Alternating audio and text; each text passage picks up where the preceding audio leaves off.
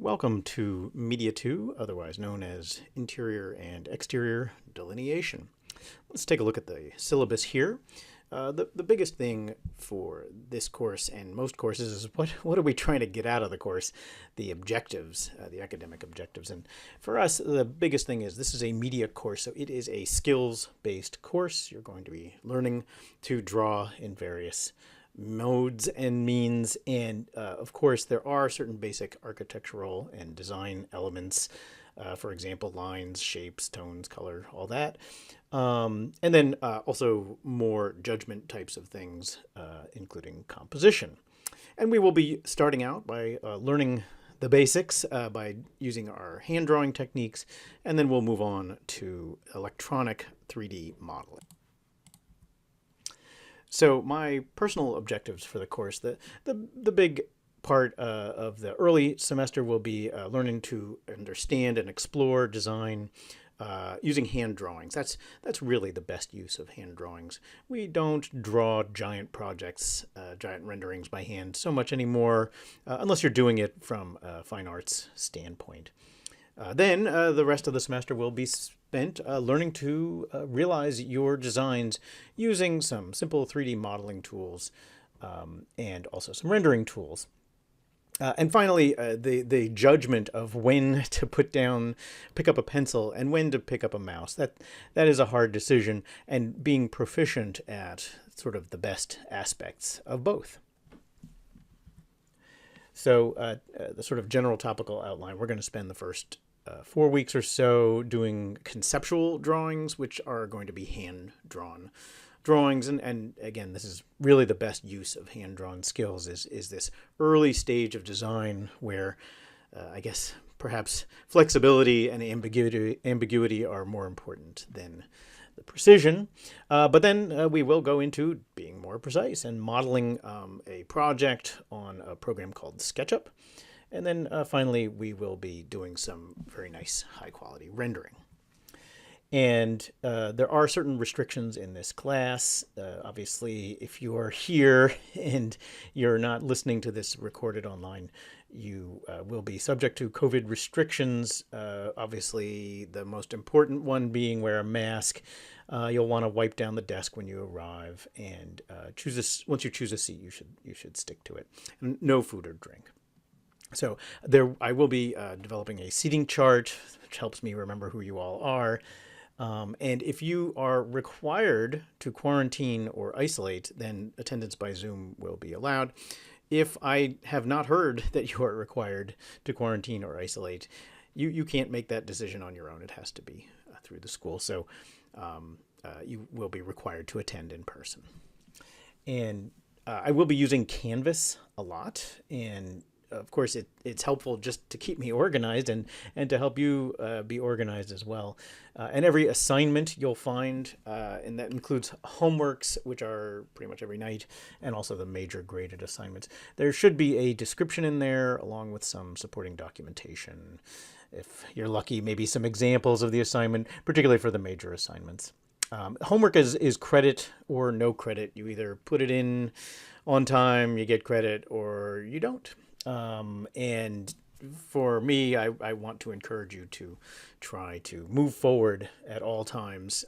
It's not good to get stuck and caught because it's hard to catch up. So that's why we have these homework assignments that are not graded. But then you do have graded assignments. I know none of you really care about grades. You all just want to learn to be better designers and more whole individuals, but I do have to grade you, and so typically in this case the assignment will include participating in the presentation, and that includes presenting yourself and also record when you have to make comments to the other students. There will also be some videos. This is a sort of a flipped class mode. This seems to work best for computer type of skills, where you watch the video and or I will watch it with you in class, and then there's an assignment based on the video.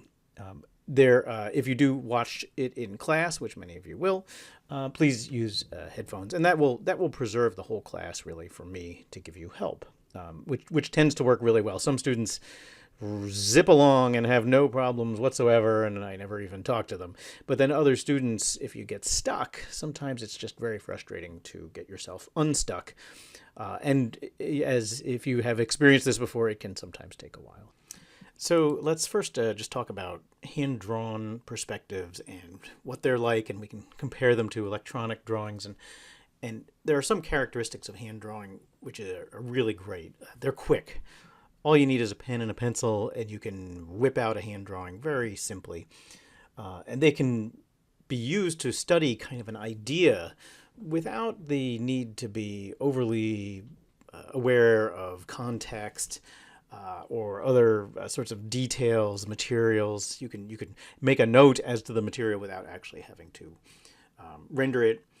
And they can be quite detailed without, again, having to know how to draw very specific kind of architectural elements, windows, doors, details, which can be quite complex to draw. You can kind of sketch them in and put in a note saying, oh, there's a window over here, there are people over here. And these annotation can take the form of words or dimensions. There can be all sorts of graphical shorthands, including dashed lines, dimension strings, and of course the text notes with arrows. And when you do these types of drawings, they can overlay each other. You can draw on top of other drawings. Drawings will sometimes bleed through your book, your sketchbook, and that's okay. It's fine. These are meant to be study drawings.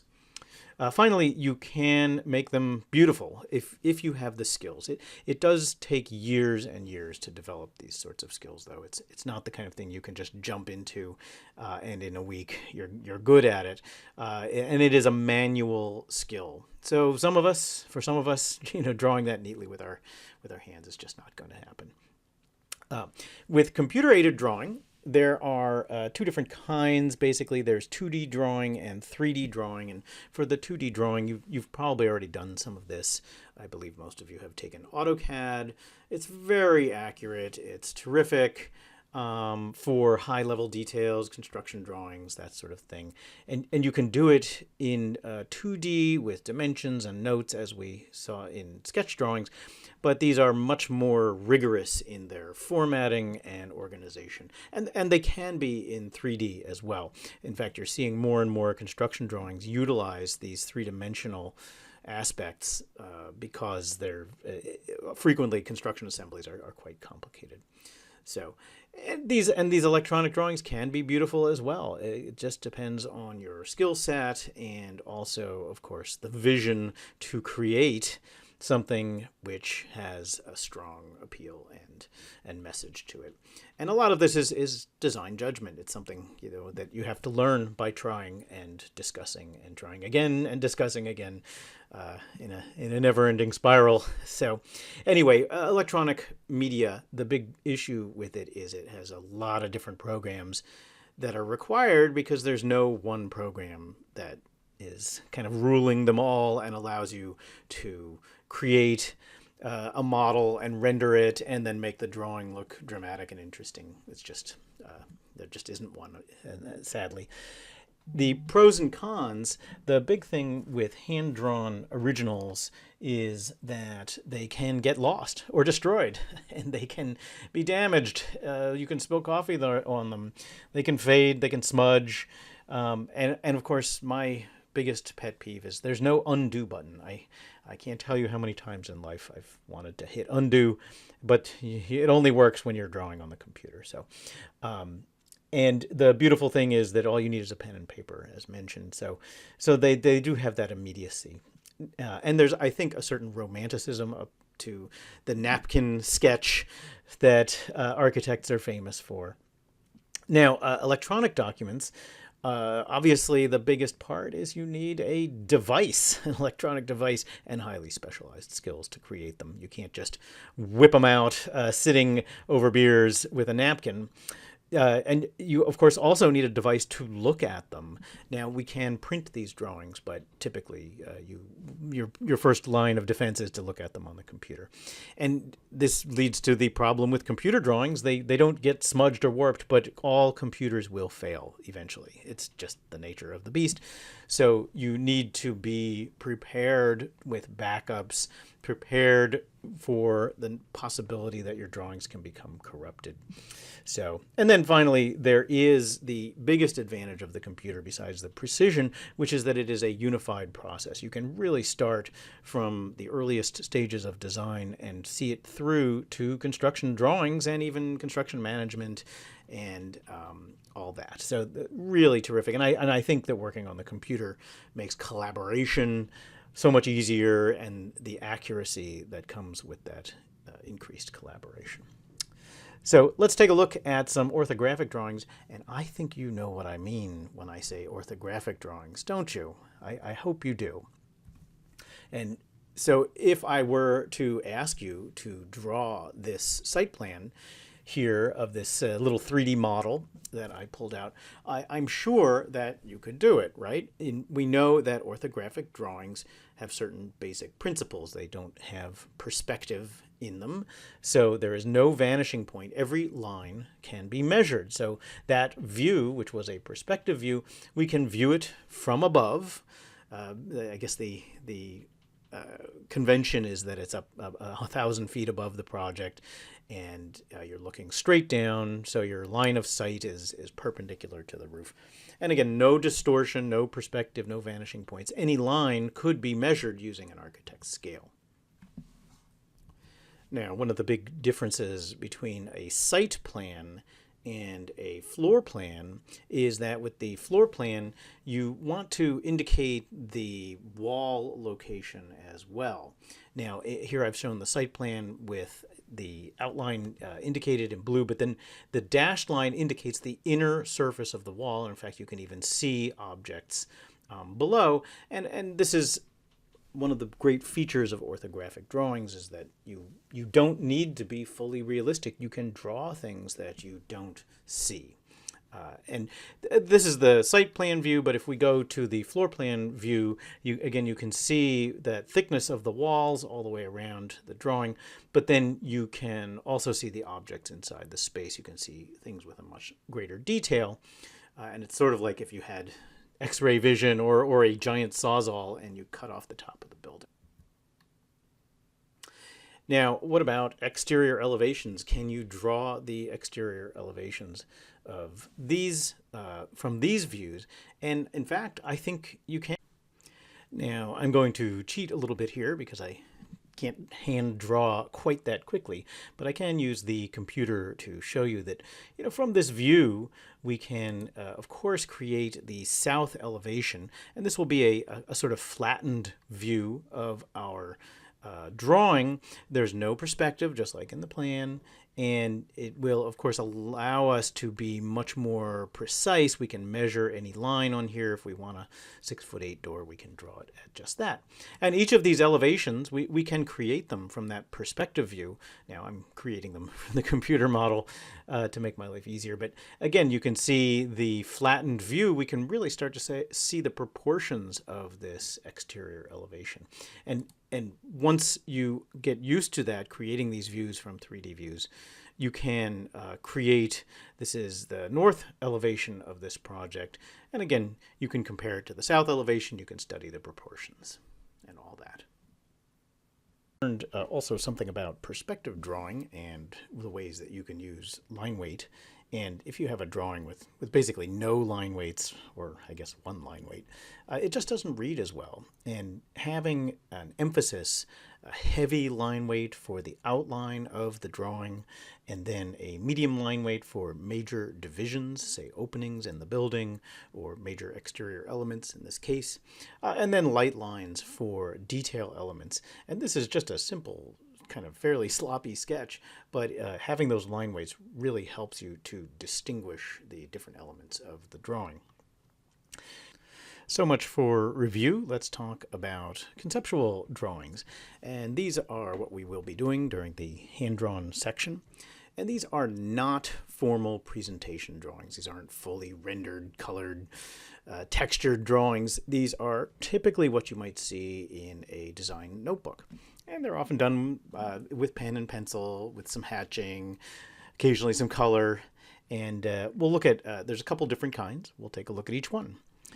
And first of all, visual notes. These are your classic sketchbook drawings, and they're kind of like a visual journal. You know, you might journal to explore the ideas going inside your head, or going on inside a book or a job, for example, an internship. However, with visual notes, you want to study a design, either one you're looking at or one that is your own. And these are typically done with a couple of graphic techniques. Drawings, obviously, are the most important part. And those can be 1-point or 2-point vignettes, overall views. They can also be floor plans and things like that. But the things that you're studying are basically anything architectonic. So shapes, materials, textures, massing. And you'll use notes and arrows typically to kind of point at different elements and put down your thoughts about those elements. And we can use shading and hatching and other graphical kind of shorthand cues to help describe the drawings. And so, for example, taking that project we were just looking at, here's a more realistic view. We can study that in our notebook, in our sketchbook, and look at it in a number of different ways. So, for example, if we wanted to look at the view composition, we could really study the elements of the composition, in this case, the perspective, elements of perspective, the two vanishing points. This is a 2-point perspective, and the horizon line. And this is a very simple type of drawing to do. We can sketch the outline of the building and then draw in these elements of perspective. Now, we could also study the massing of the project. Again, a simple drawing might indicate that, oh, this is kind of a shoebox shape with a funny shape pointing out of it. And we could also study things like materials. Now, the materials themselves may be shown in perspective. They may go to a vanishing point. But when we sketch them in our sketchbook, we don't have to just draw it the way it is represented in front of us. We can show it flat, so we can really study the material and the spacing and the texture. And even some kind of architectural detail, like, for example, some complex juncture or some telling detail about the project. We can look at that in great detail, kind of zoom in on it, to use computer speak. We should then annotate these drawings. Typically, you have a little title or something like that describes what you're looking at, partly because you may not remember. It helps you kind of sort out what you're looking at. And then making little notes with arrows to help you understand and kind of think through what's going on. And you should always have a date on your sheet somewhere, and probably a title too. Now, the next type of conceptual drawing that we're going to look at are analysis drawings. And we've actually done one of these before, a bubble diagram. And that is where we took the building program, the architectural program, and we drew a diagram indicating graphically the relationships between the program elements. Now, the type of drawings we're going to do this particular semester, we're not going to go quite so abstract, although analysis drawings do tend to be more abstract than the visual notes. They typically are for studying one particular element, say circulation, or solids and voids and screens, or lighting, or even geometric shapes, proportions, massing, or scale of a project. And we typically do study those in orthographic views, either plan or elevation or section. But sometimes we will do massing studies in 3. So taking a look at a site plan, for example, this is just from our earlier example, you could do a diagram where you just kind of show the shape of the building, and then you show where the main points of entry are. And you can see there's not a whole lot of architectural detail here. We are very clearly trying to spell out a very narrow set of criteria. Same with, we could study the solid and massing of the site and maybe compare it to what is green. So the solid mass of the building versus the untended grounds around it. Even on the floor plan, which is obviously has to have an interior to it, we can show the interior sort of volumetric shapes here just by drawing simple rectangles over on top of the floor plan. Also, we can do a circulation diagram, again, really simplifying the circulation. Of course, I know that people can duck into the kitchen nook or into the bathroom, but the simplified circulation pattern is really a kind of straight through the project type of diagram. Now, what about 3D drawings? Well, we can absolutely take 3D drawings, and these are great for studying things like massing. You can look for connections across different objects in your project, different elements. Sometimes there aren't any, or sometimes they are just a collection of unrelated shapes, and that's okay. But sometimes a designer is working on a sort of theme, perhaps very rectilinear or perhaps something biomorphic. But even things like exterior elevations, you can study those and look at the proportions of the different elements in the space to see, do they match? Are they the same proportion or not? With the interior of the project, you often want to study the kind of interior volume of a space. Is it proportional to itself and to other spaces? And are those spaces related to each other in terms of proportions, floor width to height, for example? Now, we are only looking in one direction, but this is a great way to study a project without worrying about, oh, well, there's all these little rectangles for the fridge or for the window, really trying to look at see the forest instead of focusing on the trees or the leaves or the twigs or the branches. So the last type of drawing that we're going to talk about in this early unit here are called speculative drawings. And these are basically drawings of what isn't there. Or at least trying to extrapolate from what you're seeing to make drawings about different types of objects. And for these, you do need to know something about the basics of different types of three-dimensional projections because they are typically done in three-dimensional world here. And the first one is axonometric, which is an orthographic drawing. It's to scale, and there are no vanishing points. And that is different than perspective drawings, which have vanishing points and horizon lines typically, and a bunch of other elements, including a number of vanishing points, 1 or 2 or 3. Typically, these drawings do have scale figures, which you use to scale the drawing to give you a sense of what you're looking at. Are we looking at a piece of furniture or a high-rise building? Finally, like our other drawings, there are techniques you can use for shading and hatching to kind of give the drawing a little bit more depth. So these basic shapes that most of these drawings enable are typically rectilinear. Cubes obviously are the easiest shape because they are dimensionally similar. And you can indicate front and back of these cubes, both with some of the line weight techniques that we have seen earlier. And you can also use dashed lines to indicate the backside of the shape. And again, these are great for studying masses. And massing, showing the architectural kind of volume, is one of the basic types of drawings that we do.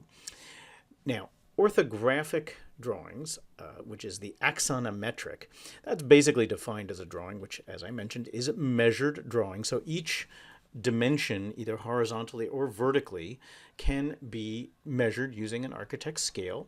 And so you can place a person, for example, in that drawing, and they will be the same scale at any point in that drawing. You don't have to make them smaller the farther away that they get. And this is great for comparing objects in a kind of very even manner. Any object that you place in here will be the same size if it's drawn the same size, no matter where it goes. Again, no vanishing points in an axonometric. Also, typically the plan view is skewed, and 45 degrees is the usual angle, but there are also 30 degrees, which I believe this drawing is done at. Perspective drawings are a little different because they have vanishing points. So objects farther away do get smaller. They vanish. Well, not totally vanish, but they get farther away. And the first thing that you need to know about them is, besides the vanishing point, I suppose, is that there is a horizon line. And the horizon line is generally corresponding with the viewer's eye height. And any objects which are connected to this three-dimensional space, they can be measured based on these two pieces of information. Here's the horizon line. Everything goes to that vanishing point, which is on the horizon line. And then any object kind of coming out of that will have to behave by following lines projected from the vanishing point. And again, here's the horizon line. The person's heads should match the horizon line height. At least they should be consistent. Now, some people are taller than others, of course. But you can see here they all look correct in scale when we look at the grid because we're following these rules. The other tip when placing people in one-point perspective, by the way, is put their feet where you want them to stand in the space. So her feet should be here in the front as opposed to way in the back. If you stretch this person so that their feet are back here, they'll appear much shorter as long as their head is in the correct position. Now, two-point perspectives, guess what? They have one extra of something that one-point perspectives only have one of, and that's vanishing points. They still have the horizon line, as mentioned, but the big difference here, and this is really kind of how we see the world, if you draw lines that extend off of the edges of the object, and of course I'm drawing an object that's here already, when those lines intersect with the horizon line, you'll get the location of the vanishing points. Now, this makes a couple of assumptions, one of which is that we are looking horizontally and not down at the ground.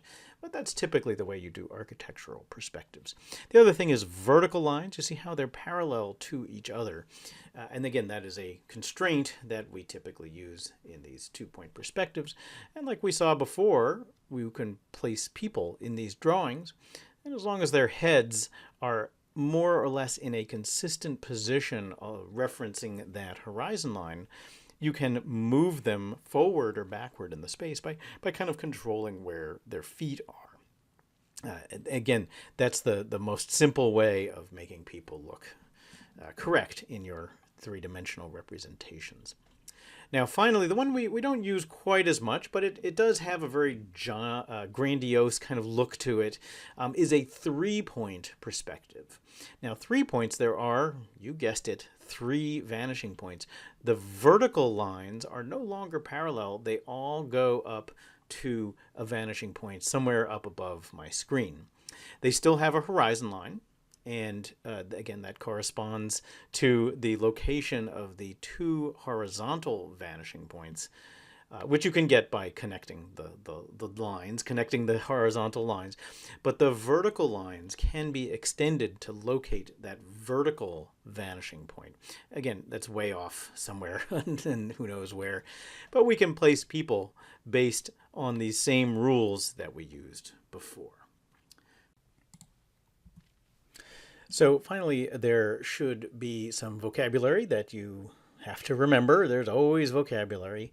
And I'm not going to go over each one of these because what would the point of that be? You're supposed to be taking the notes, not me. But you should know what each of these different words mean. And I have mentioned some of them here during our class, and some of them are review, and some of them are not review. But most of them are review at this point.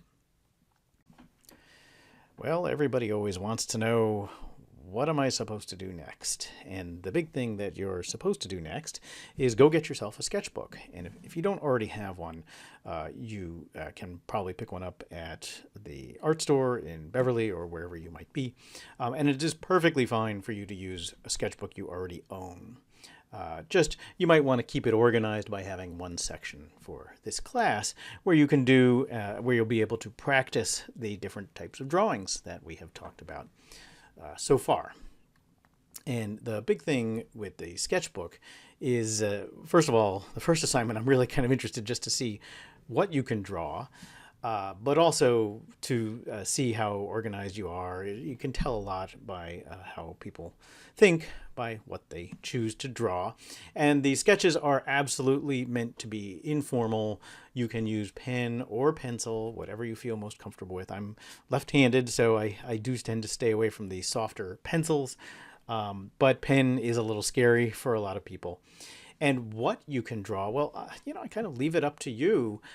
This initial homework assignment, you can study something very architectural and serious and try to make it, dramatic with 3 vanishing points or whatever it is.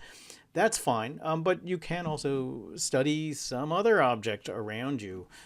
For example, an apple is a fun one to study in different ways. Again, I'm just looking for some interest here. But the big thing is when you organize your homework for next class, you may want to divide your sheet into 4 areas. Just so that you take away that one thing which is very difficult starting drawing, which is how do you frame your drawing, and when you're sitting inside a space, it's often hard to know where to stop. I'm not going to ask you to go and do full on hours long renderings of a space. A simple line drawing is really all that I need. And electronic sketchbooks, by the way, are also okay. And you may have figured out I'm all in as far as encouraging students to use electronic notebooks, electronic tablets. A phone might be a little tiny for drawing unless you have remarkable manual dexterity. But if you have a tablet with a stylus or an Apple Pencil, by all means use it. Those are terrific. And there's a number of apps which you may want to look at if you haven't already. Morpholio Trace is a great one. That's a paid subscription. It's a very, very nice piece of software. It really does some very lovely drawings and is quite remarkably similar to hand drawing when you use it. Sketchbook is also very similar, and it's free, so we love that. And it's from our friends at Autodesk who brought you AutoCAD, so they're very nice. And Adobe has a few products which I have not used. In theory, they sync with the Adobe products on your computer. The pressure sensitive pens are mimicking the pressure sensitivity of a pencil, so that is really awesome. And they do often have things like layers, which we may have seen in Photoshop if you did any Photoshop.